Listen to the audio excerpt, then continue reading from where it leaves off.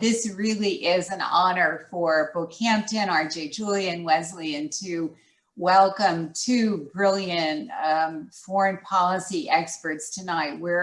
It's a pleasure and really an honor and a delight to have them with us. So Martin Indyk joins Richard Haass in conversation to talk about Martin's new book, which has been widely acclaimed.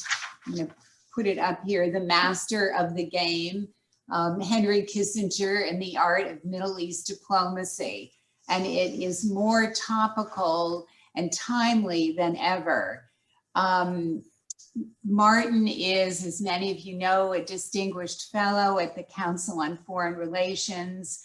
And Richard, who is a great friend of Bookhampton's and RJ Julia, who we've welcomed in many different roles over the past couple of years, is president of the council. And they are friends, they're colleagues, they're partners in crime. They will have most really engaging and provocative and really, as I say, timely conversation. And just as a quick teaser, he's had great press for this book. He gets kind of like the scoop press, and then he gets the review press, and then he gets the post-review press, and he's really been, it's a kind of long tail on this book. And just quickly, the Wall Street Journal said Martin Indyk's lucidly conceived and compellingly written Master of the Game, Henry Kissinger and the Art of Middle East Diplomacy, is much more than a tale of long ago diplomatic tussles in a faraway place.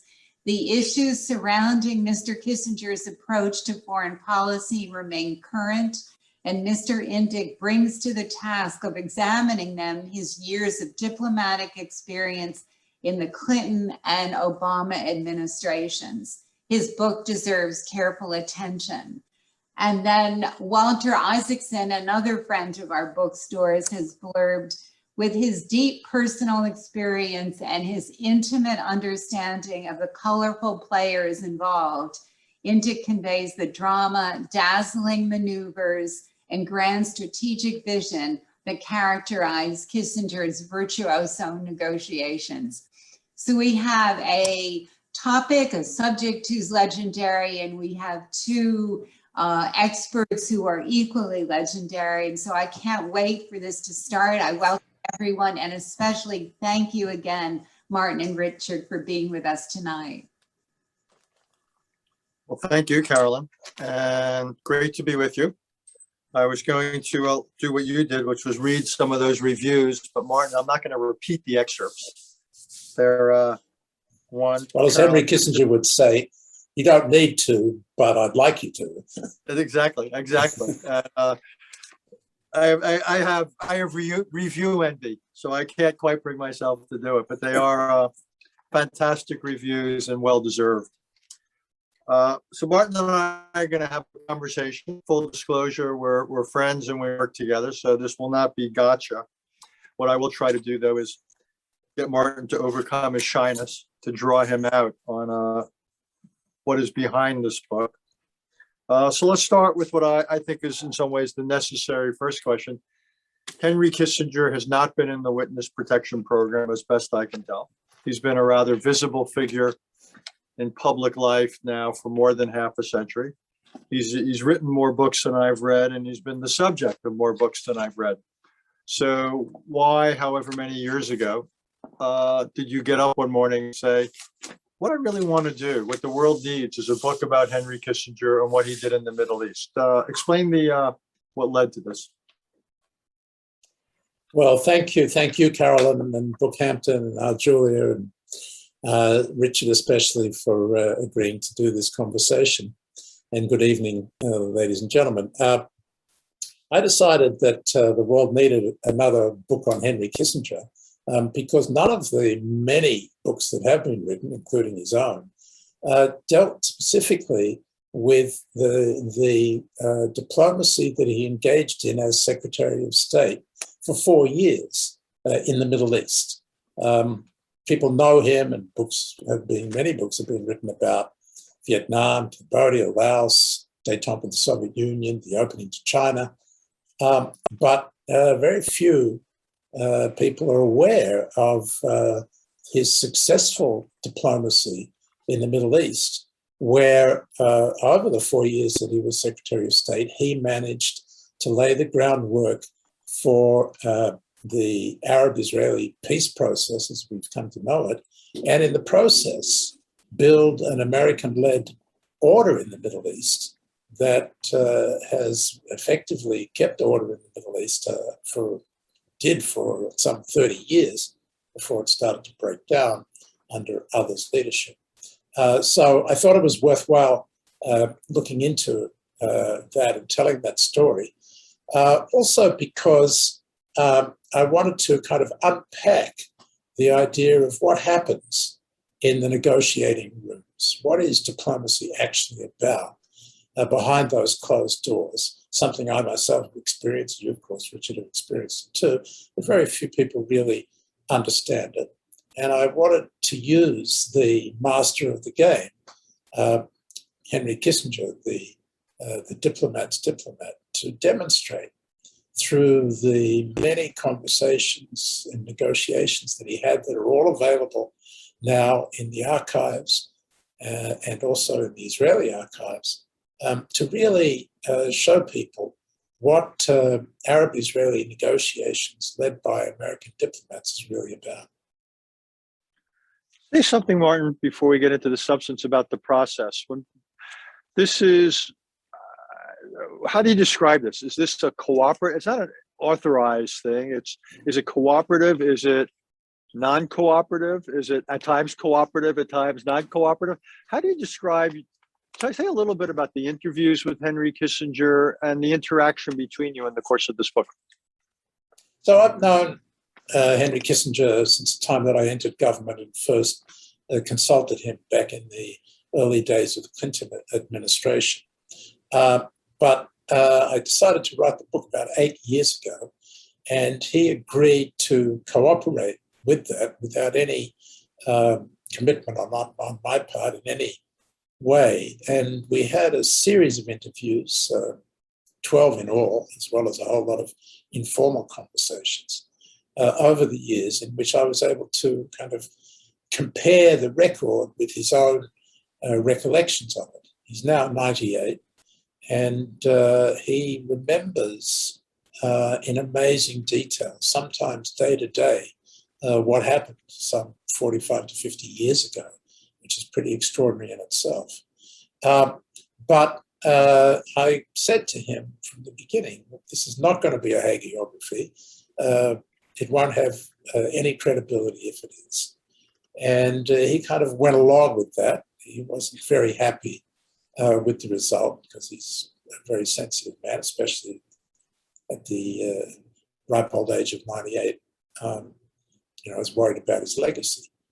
But I think that overall, the book paints him in a very favorable light, as the title suggests, even though along the way I reveal a kind of warts and all of his diplomatic maneuvering and sometimes his rather important mistakes that he made. Look, you knew before you got into this, you knew a great deal about the Middle East and about these times. But whenever you write a book, and I know this from my own experience, things you thought you knew, you didn't quite know. There's a level of detail, of depth that you only encounter when you kind of roll up your sleeves and you get into archives or have a dozen conversations and put pen to paper or whatever the digital equivalent is. What was your big surprise here? I mean, again, you're so experienced, you're so knowledgeable about the Middle East. What weren't you quite prepared for, or were surprised by, or struck by? There are several things in the book that I discovered in the archives. We can talk about that later. But the big thing that was surprising to me was that as I said already, I embarked on an effort to write a deep history about peacemaking in the Middle East.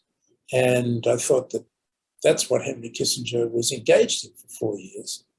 And what I discovered was, in fact, that he had another purpose in mind completely, which was to build a new, more stable, American-dominated order in the Middle East, sidelining the Soviet Union in the midst of the Cold War, taking Egypt out of the conflict with Israel, using an agreement with Syria to legitimize that, and effectively ameliorating the conflict. But peace, for Kissinger, was almost a dirty word.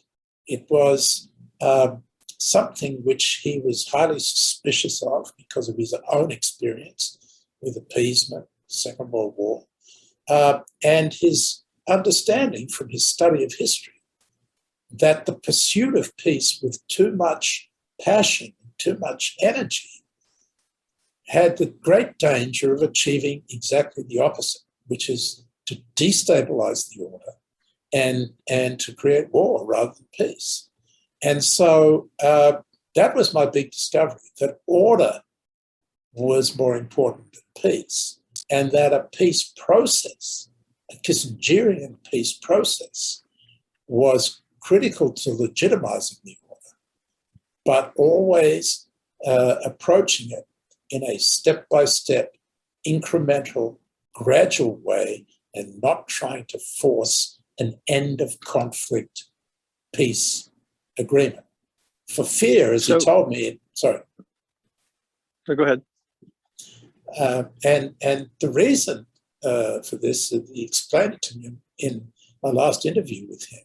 When I asked him, was he sorry that he hadn't gone for the Israel-Egypt peace treaty, which Jimmy Carter negotiated 2 years after Kissinger left office, and Kissinger had laid all of the foundations for that. And so I asked him, did he regret not going for that? And he said to me, no, that he always feared that if he pushed the process too hard and too far, he would break it. And for me, it was like a light bulb going off, because I realized, of course, that that's exactly what we did when I worked for Bill Clinton on his peace team. In 2000, Camp David, we pushed the Israelis and Palestinians towards an end of conflict agreement. We failed, and we blew up the process. And the Intifada resulted, thousands of people on both sides died. And it's never been possible to put the process back together again, like Humpty Dumpty. Say a little bit more about the difference between order and peace. People have a pretty good sense of what peace is. What is order, though? What does order have, and what does order lack that distinguishes it from peace? It's more boring than peace. It's more prosaic. It's about stabilizing relations between states, particularly in a place like the Middle East, where it's very volatile. But if you think about the history of Europe and the wars that were fought there, the establishment of order was a way of reducing conflict between major powers. And the way it was done in 19th century Europe, which was the model for Henry Kissinger's efforts in the Middle East, he had written about it in his PhD thesis in his first book. The way it was done was, first of all, to establish an equilibrium in the balance of power, meaning that the balance would be tipped in favor of those who sought to maintain order, stability, and the status quo against revolutionary powers, revisionist powers, if you think today about Iran and the Middle East, but Napoleonic France in 18th, 19th century Europe, early 19th century Europe, then you have a sense of what the order is about, trying to contain those who would disrupt the status quo and take advantage of conflicts to dominate the region by establishing a balance of power. And that's what Kissinger was always about. He's always seeking equilibrium in the balance of power. But in the Middle East, that he did that with Nixon for 3 years, and it worked quite well by maintaining a balance of power in favor of Israel, the Shah's Iran, Saudi Arabia, against the radical states of Egypt, Iraq, Syria, at a time when the Soviet Union was backing them up. But that balance of power worked only for 3 years and then erupted in the Yom Kippur War. And after that war, as I show in detail in the book, Kissinger decided to do what Castlereagh and Metternich had done in 19th century Europe. Take post-Napoleonic France and flip it, turn it from a revolutionary power into a status quo power. And Kissinger did exactly the same with Egypt, and thereby created a stable balance of power. But it needed, and he came to understand this because of the outbreak of the war in 73, it needed a legitimizing process that would give Egypt and other Arab states a stake in maintaining order. And for that, there had to be a peace process. And that's why he was committed to a process of making peace. But the emphasis was on the process, not on the end game. So if Aren't I you were glad gonna, you asked me that question? I'm hoping it's not just the two of us now. Right. So if I were going to put it into my layman's terms, you seem to be suggesting that in diplomacy and statecraft at times, less can be more. That by going for everything, you can end up with nothing or even worse. And what Kissinger seemed to be saying, sometimes in life, more important than what you achieve can be what you avoid. And in places like the Middle East, it may not sound like it's real ambitious, but it is. But still, it begs the question, if that's what Kissinger was about, and you asked him the question, did he regret not doing more and getting what Jimmy Carter got a few years later? Do you agree with his assessment? Or did Henry Kissinger, how would I put it, leave some things on the table? If he had been more ambitious, could he have achieved more? If you will, if it's dangerous to shoot too high, is it also wrong to shoot too low as a diplomat? Right, and I think that's exactly the challenge here. Definitely avoiding overreaching by trying to achieve peace when the parties aren't ready for it, or by trying to promote democratic change in regions that have known no such thing. That kind of overreaching, which American presidents have a habit of doing because of our immense power and our sense of divine providence, that it's our responsibility to reshape the world in our own image. That kind of urge has led us astray over and over again, and Afghanistan is the most recent example of that. But on the other hand, as you suggest, by aiming too low, opportunities can be missed. And there are two examples of that I demonstrate in the book. And the first one is I think, interesting, because I show there that Kissinger had an opportunity to head off the 1973 Yom Kippur War, and he did not seize it, precisely because he was wedded to the status quo. He did not take Anwar Sadat, the leader of Egypt, seriously when he offered to make peace. He sent his national security advisor to see Kissinger. This is now 9 months before the war broke out, with a far-reaching peace initiative and a sense of urgency and a willingness to basically give the keys of peace to Kissinger. And Kissinger at first was excited about the idea, but as soon as he ran into the buzzsaw of Golda Meir and Yitzhak Rabin, who said, there's nothing here, because they too were wedded to the status quo, he dropped it. And so, of course, it's conjecture, but I argue in the book that there was an opportunity there that he missed precisely because he was aiming too low. If you had written this book 20 years ago, before you went into government, do you think it might have changed what you advocated? Absolutely. And that's why I say it was like a light bulb going off my head. When I came into government in 1993, with Bill Clinton. It looked like all the stars were aligned in the Middle East for a breakthrough to a comprehensive end to the Arab-Israeli conflict. By that stage, because of Kissinger and Carter, there was an Israel-Egypt peace treaty. But the Soviet Union had collapsed just before Clinton came into office. Cold War was over. Saddam Hussein had been defeated and thrown out of Kuwait, his army effectively destroyed. And thanks to your efforts, Richard, and those of Jim Baker and George H.W. Bush, all of the Arab states and the Palestinians were sitting together in direct negotiations with Israel.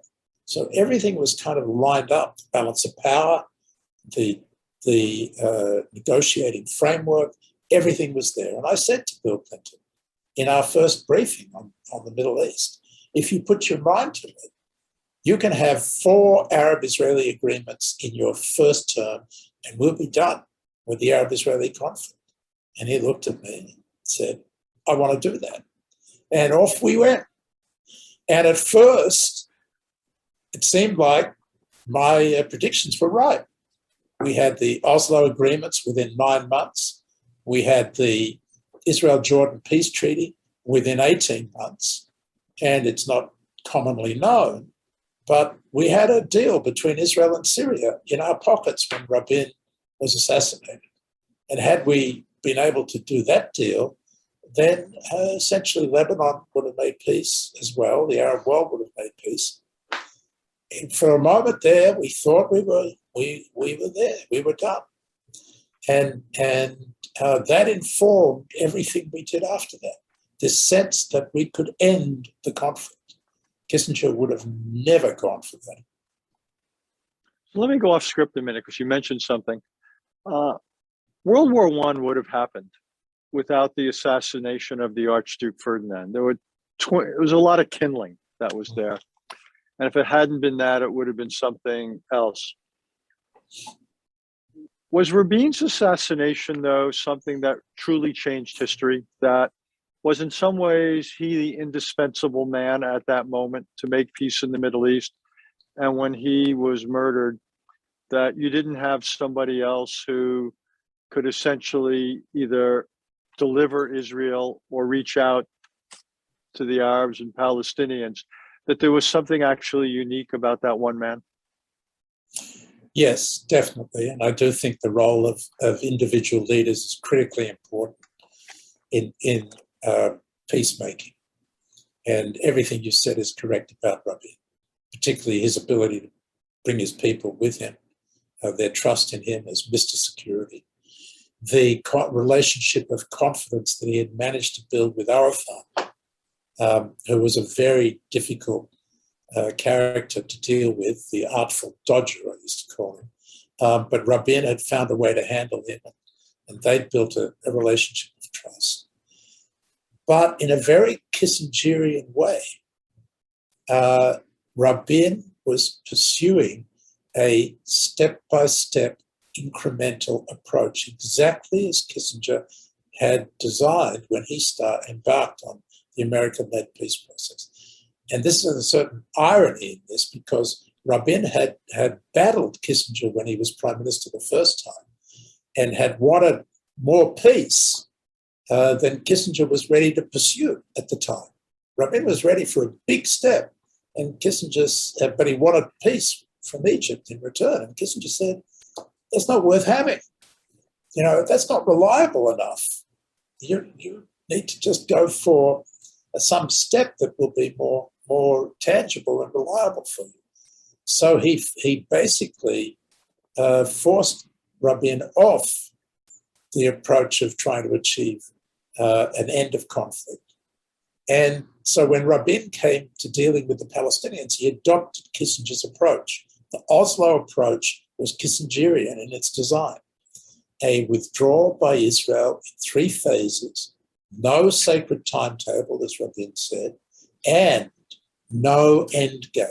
You look at the Oslo Accords, there's no mention of Palestinian state, no mention of Jerusalem, no mention of refugees. All of that was to come later as both sides learned to live with each other, learned to trust with each other, and then became willing to take the big risks involved in compromises for an endgame. So when they took Rabin out, first of all, Netanyahu came in and was determined not to move at all, which from Kissinger's point of view was bad. You had to have a process. He basically wanted to kill the process. But then when Barak came in and joined with Clinton to redeem Rabin's legacy, it was as if Barak knew not Rabin, certainly knew not Kissinger. He decided we had to go for an end of conflict deal in Clinton's last year and Barak's first year in office. And basically, he demanded we go to Camp David to unmask Arafat or force him to make peace. And Rabin would have never done that. I think it's a question which we haven't discussed, which is, in recent years, yourself, Dennis Ross, others, you've had Jewish Americans who have played a large role, but Henry Kissinger was the first.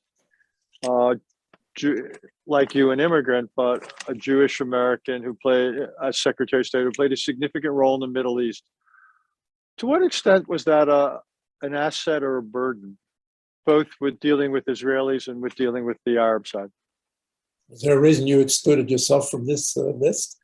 Oh, happy to include myself. I didn't want to suggest I was of such stature, but thank you. Well, as I said, you were part of that Baker process that set it all up for us. It's a subtext of the book to look at the relationship between the first Jewish Secretary of State, that is Henry Kissinger, and the Jewish state. And his relationship was fraught and complex, and many of the people listening in tonight will remember some of those episodes. And I think that he gets a bad rap because of that, as have all of us in one way or another, because the expectations of us as American Jews is that somehow, we'll only advance Israel's interests, when our responsibility and our intentions is to advance the American interests, which includes a close and strong relationship with Israel, but it doesn't include signing off on everything that any Israeli government wants. And so, Kissinger at times had some knockdown, drag-out fights with Israel. But those fights were intended to get Golda Meir in particular to understand that if Israel was going to survive in a world of powers as a small state surrounded by hostile powers, then it had to find a way to act in unison with the United States according to a process where it would give up territory to gain time. And that was the argument that he made. In the end, it was highly beneficial to Israel.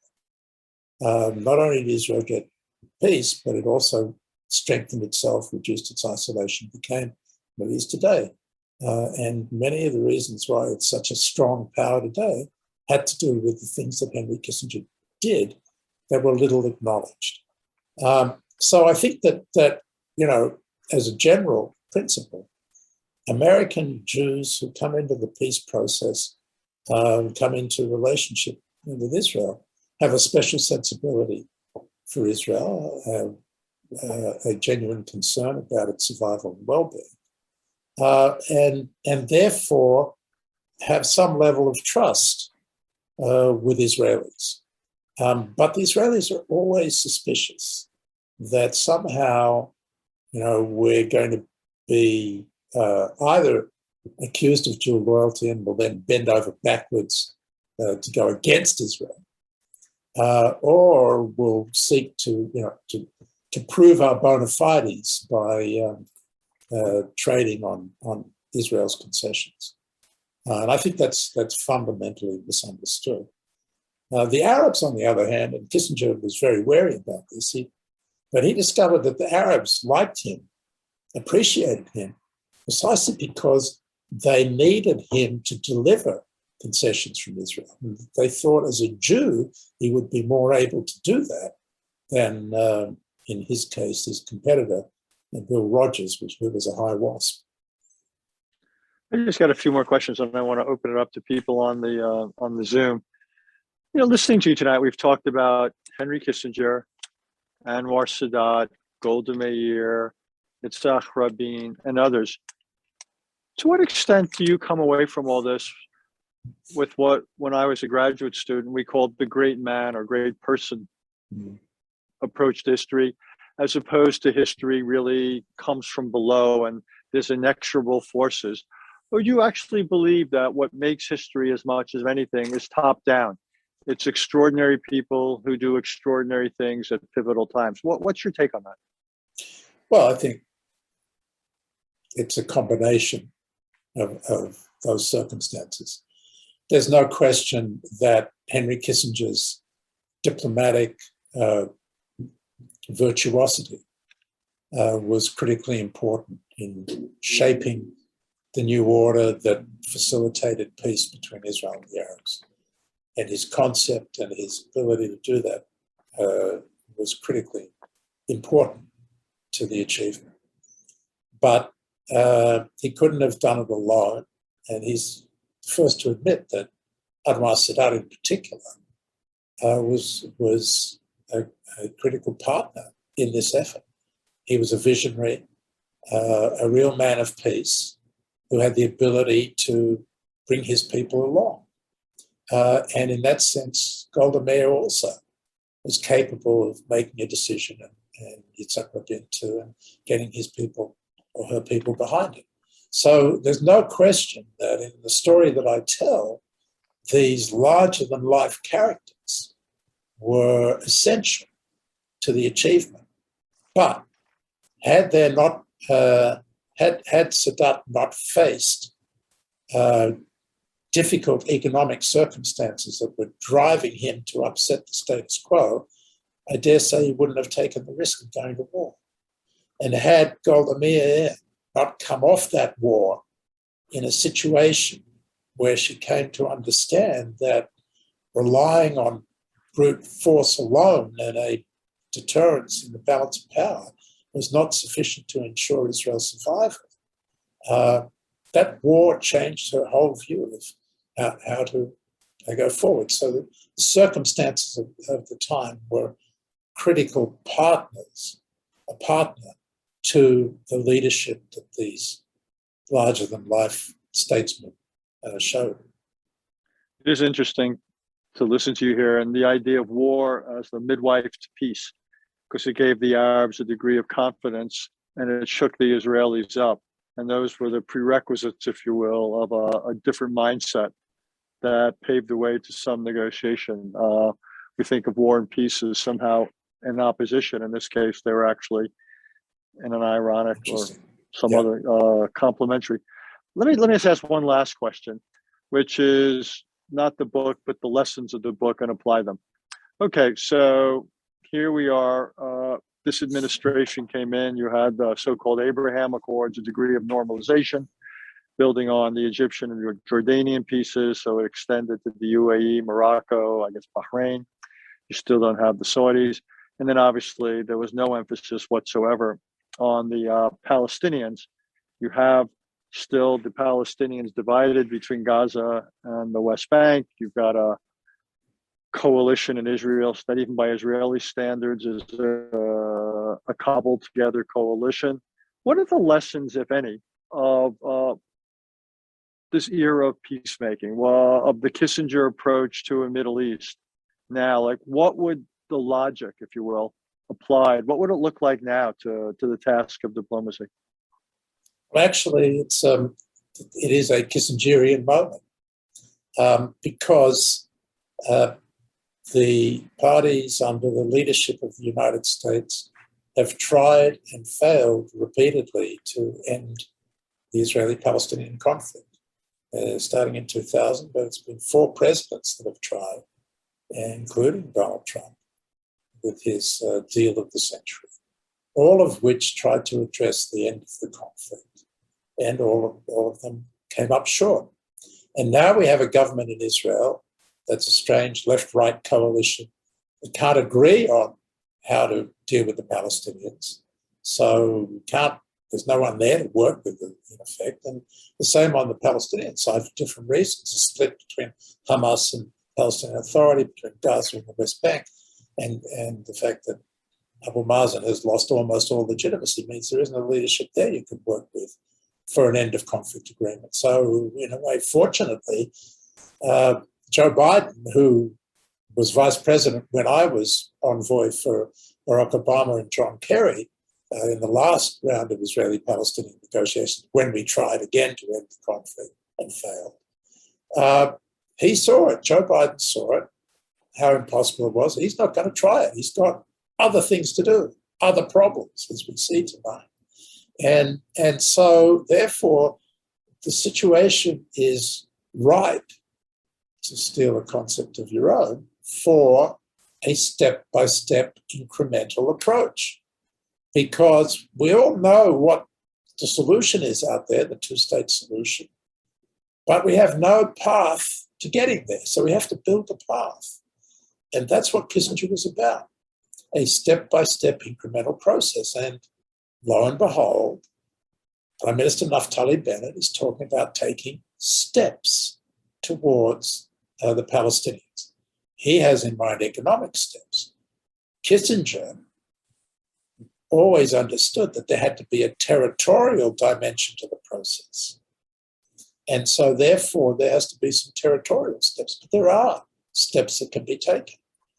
Area C, 60% of the West Bank, which is completely controlled by Israel, can be handed back in pieces to the Palestinians, given over to the Palestinians, I should say, in a way that would give them a sense that there is a chance for a viable Palestinian state, and give them a stake in trying to rebuild confidence on both sides in the intentions of the other.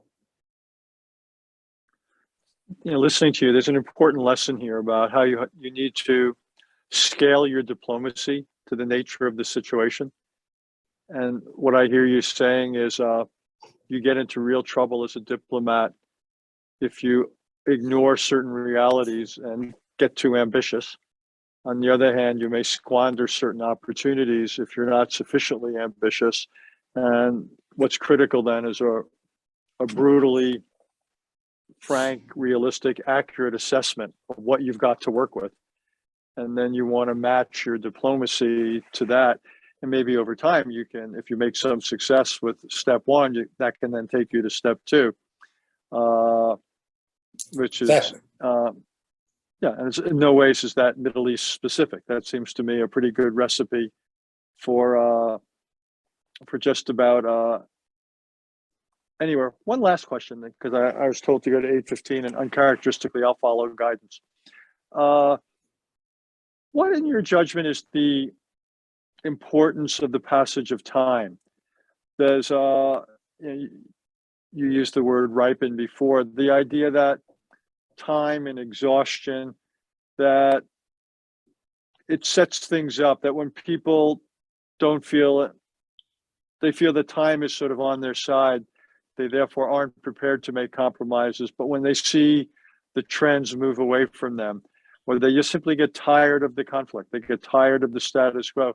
To what extent, in a funny sort of way, can frustration and failure create a moment of potential breakthrough? Well, definitely Kissinger believed that time was essential. Indeed, his whole concept of the peace process was one in which Israel would swap pieces of territory for time, not territory for peace, as we've come to know the concept, but territory for time. And time was important for Kissinger because he believed that eventually, if you kept the process going, the Arabs would come to terms with Israel, would become exhausted by the conflict, and would therefore agree to make peace.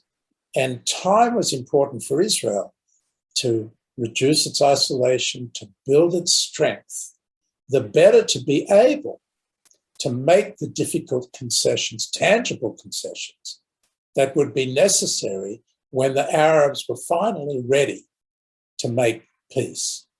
And so that's where time became very important to him. And it's interesting because when the leaders of the Emirates decided to normalize relations with Israel and initiate the Abraham Accords, what was the word they used? They said they were exhausted by the conflict. And I think that that's a vindication of that approach. But I think it's also important to bear in mind that time alone was never Kissinger's idea. It was a time that allowed for a process of maturation, a ripening process in your terms. And that had to be lubricated by, in the case of the Arab-Israeli conflict, by steps of territorial concessions by Israel in order to keep that process going. Otherwise, the Arabs would no longer have confidence that the process would produce a solution to their grievances, and they would seek to go back to war. And so, therefore, the peace process was essential to the effort to stabilize the order and eventually get to the peace. And it's worked in the case of the Arab states, who have all, in the end, now essentially come to terms with Israel. Saudi Arabia is kind of ready to accept Israel, even though it's not ready to move to full normalization yet. Just about every other Arab country, including Syria, if it were capable of doing it, but certainly Syria in the days when Kissinger was involved was ready, and in Clinton's days was also ready.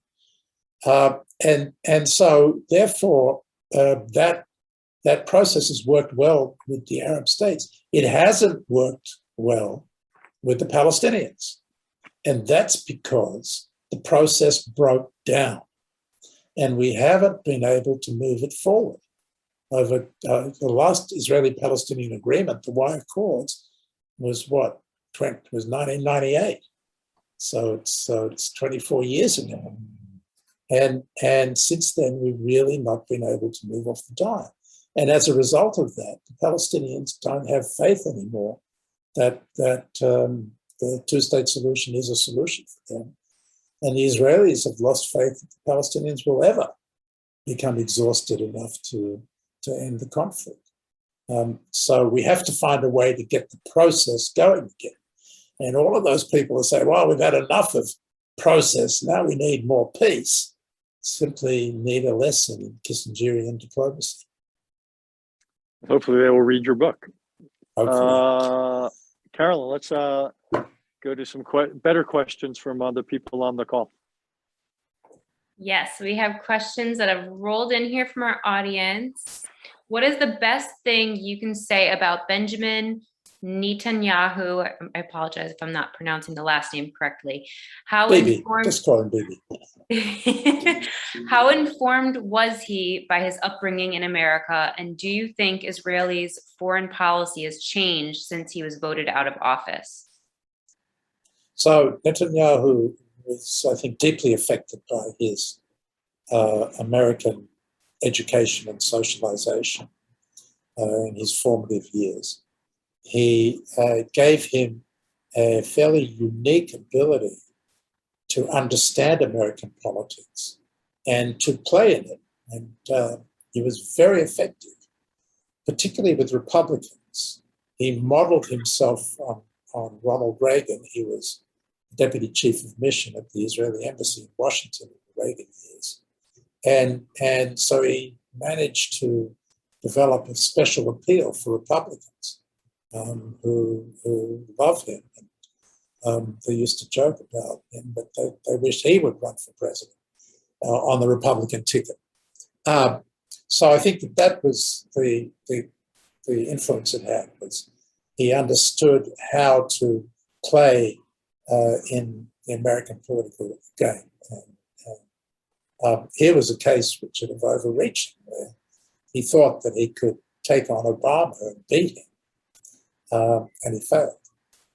So he knew it, but he knew American politics, but he was somebody who also overreached.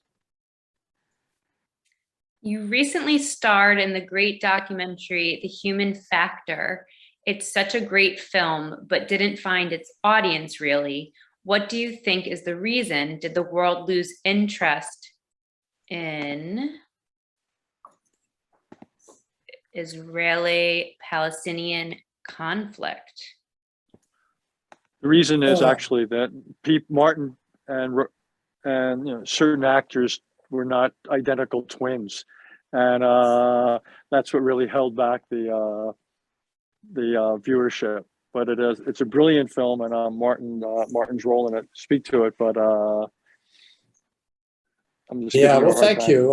The Human Factor is a documentary that's now available for streaming, I think, on Prime Video, and it was made by an Israeli director named Dror Moreh, who made the documentary The Gatekeepers, which is based on interviews with all of the Mossad and Shin Bet chiefs, the former chiefs of the Mossad and Shin Bet. And that was fascinating, essentially, because he showed that these tough intelligence chiefs, capable of ordering murders, assassination, targeted assassinations, or any other kind of operation, blowing up nuclear facilities or whatever, that they all came to the conclusion that Israel had to make peace with the Palestinians.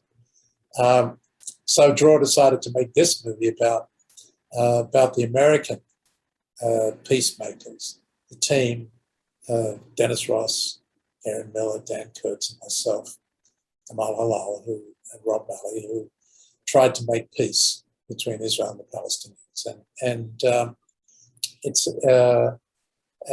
a documentary. Why didn't it take off? Well, I think it's premature to judge that. It's just come out.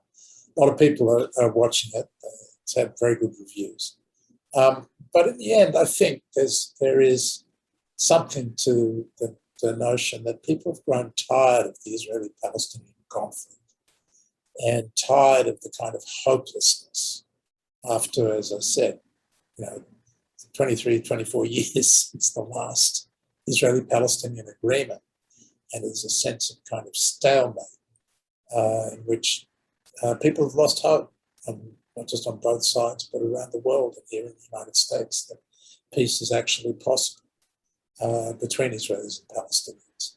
And as a result of that lack of hope, I think people are not quite as interested in a story that doesn't have a happy ending yet. Actually, Martin, can I follow up on that?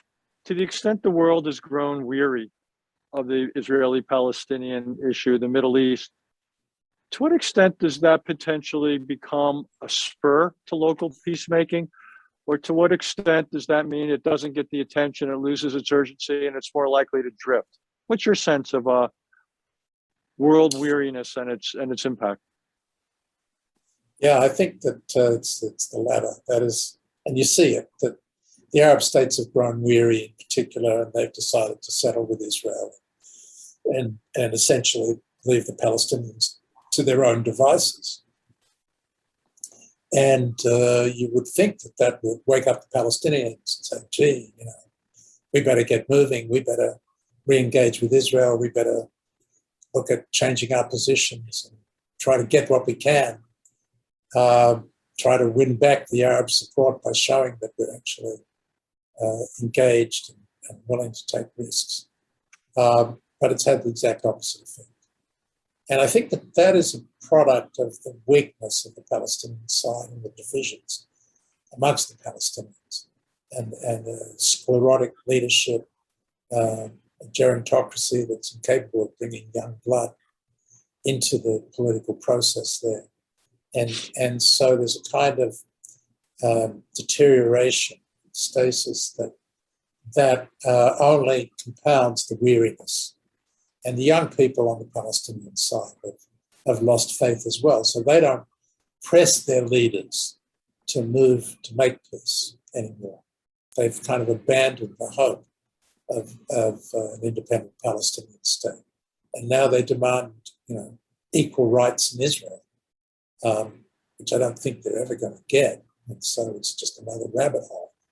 But the energy is being channeled into a kind of counterproductive process rather than a productive process, which is why I say that the United States has a role to play. We shouldn't turn our backs on it, because one of these days we'll be surprised, just like Kissinger was surprised by Sadat when he went to war. One of these days it will explode again.